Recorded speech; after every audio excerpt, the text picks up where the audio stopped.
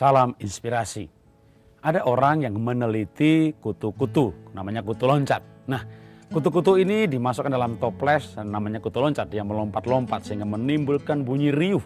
Petok-petok-petok-petok. Karena apa? Karena kutunya melompat menabrak tutup toples. Beberapa minggu kemudian dia menjumpai beberapa toples itu nggak ada bunyinya. Dia pikir kutunya sudah mati, ternyata masih hidup. Tapi kenapa nggak ada bunyinya? Cukup menarik, rupanya kutunya melompat sekarang pendek.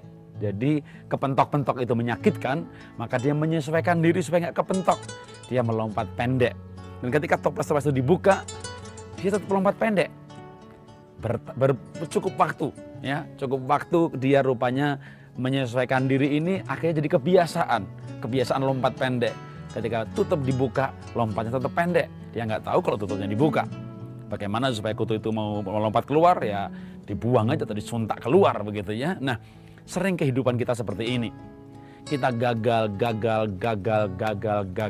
Kita hidup kepentok. Kita punya target, cita-cita, mimpi dan tidak tercapai. Itu membuat kita sakit, kita luka, kita takut gagal.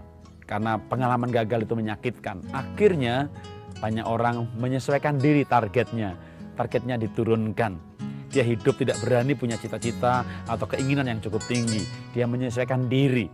Nah, ini artinya pengalaman-pengalaman gagal telah menjadi batas bagi orang tersebut.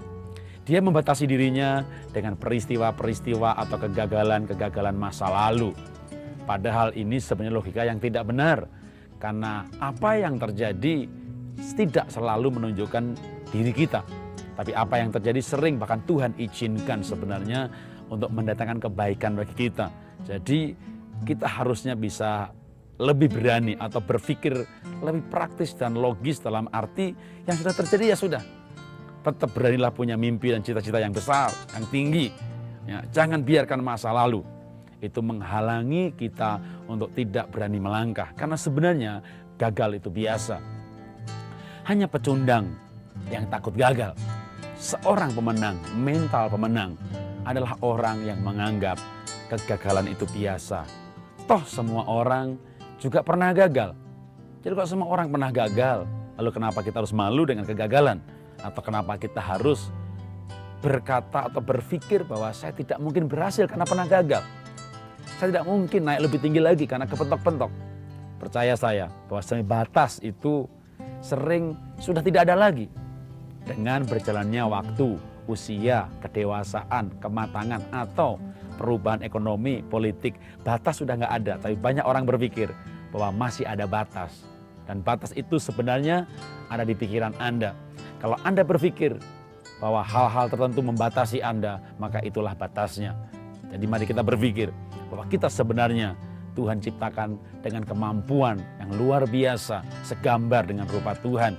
Kalau kita berpikir bahwa kita pasti bisa, akan bisa, berusaha untuk bisa, maka kenyataan menunjukkan akhirnya menjadi bisa.